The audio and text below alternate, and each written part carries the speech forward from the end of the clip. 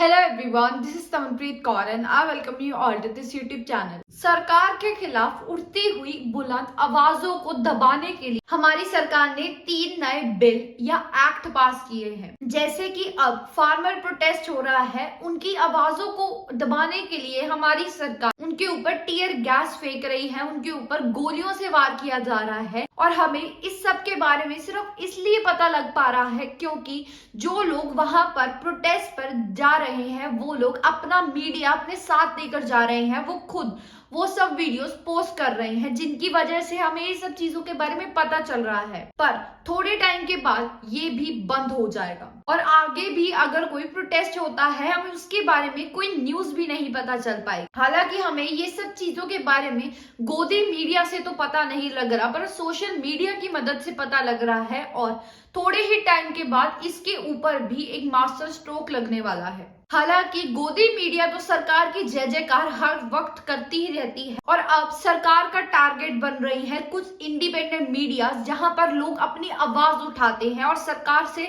सवाल उठाते हैं और थोड़े टाइम के बाद इसके ऊपर भी रोक लगा दी जाएगी हमारी सरकार के द्वारा। और वो चाहते हैं कि इंडिपेंडेंट मीडिया जैसे कि यूट्यूब के ऊपर भी सरकार की ही जय जयकार मिले, जैसे कि नॉर्थ कोरिया में होता है।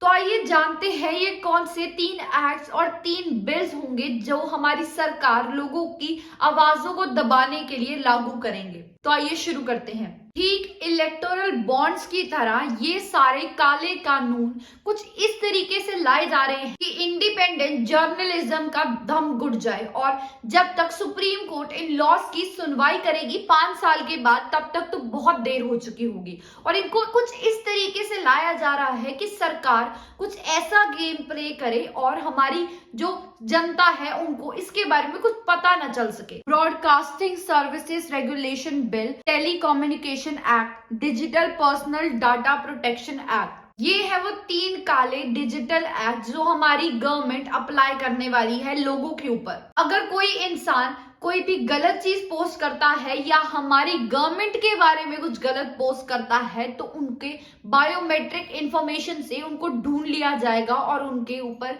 नजर रखी जाएगी, उनकी इंटरनेट हिस्ट्री देखी जाएगी, उनके व्हाट्सएप की जितनी भी चैट्स होंगे, किसी भी Telegram app, chat GPT, Instagram की जितनी भी चीजें होंगी उसके ऊपर गवर्नमेंट का हैंडल होगा। आईबी मिनिस्ट्री ने 10 नवंबर 2023 को ब्रॉडकास्ट बिल को पास किया या रिलीज। वो चाहते हैं कि 1995 का केबल रेगुलेशन एक्ट को इस ब्रॉडकास्ट बिल से रिप्लेस कर देना चाहिए। अगर सीधी बात करी जाए तो उनका कहना है कि सारा का सारा कंट्रोल पब्लिक का वो गवर्नमेंट के अंदर आ जाए। वो टीवी पर क्या देखेंगे, वो अपने मोबाइल फोन्स पर क्या देखेंगे, वो सब कुछ सरकार कंट्रोल करेगी। अगर आपको टीवी पर कुछ दिखाना है तो आपको इन सब रूल्स को फॉलो करना पड़ेगा। उसके मुताबिक अगर आपने गुड टेस्ट और डिसेंसी को ऑफेंड कर दिया या फ्रेंडली नोशंस को ऑफेंड कर दिया या हाफ ट्रूथ या किसी ऑब्सीन चीज को दिखा दिया तो आपका चैनल बंद। जो आप चीज दिखाना चाहते हैं वो आप नहीं दिखा पाएंगे।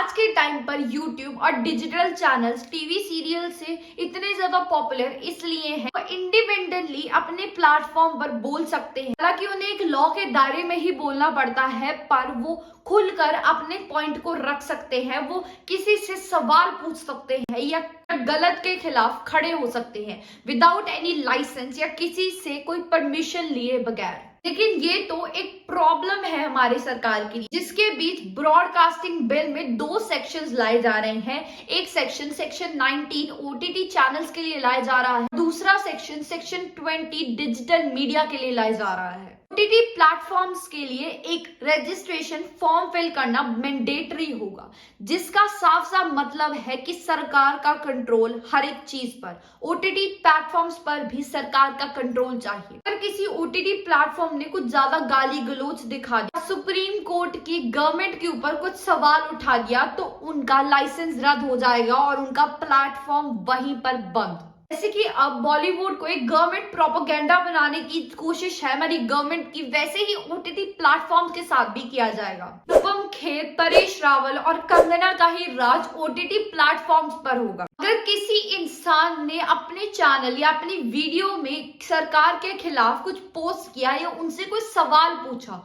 और सरकार को वो पसंद ना आया, तो उनकी वो वीडियो या उनका वो चैनल ही ब्लॉक हो जाएगा। ये आता है सेक्शन 20 के अंदर, जहां पर इंस्टाग्राम, यूट्यूब, ट्विटर में सरकार के खिलाफ कोई बोलेगा नहीं। इसके लिए उनको जेल भी हो सकती है या उन्हें फाइन भी लग सकता है। इसी के बीच में आता है सेक्शन 31, जो ब्रॉडकास्टिंग बिल के अंदर आता है, जिसके बीच एक गवर्नमेंट का ऑफिसर आकर उस इंसान के इक्विपमेंट्स लेकर जा सकता है जिनके ऊपर ये इल्जाम लगाया गया है जिन्होंने गवर्नमेंट के इन बिल्स का उल्लंघन किया है। उनके इक्विपमेंट्स लेकर जा सकते हैं, जैसे कि उनके लैपटॉप हो गया, जैसे उनका कैमरा जिससे वो शूट करते हैं या जिससे वो काम करते हैं।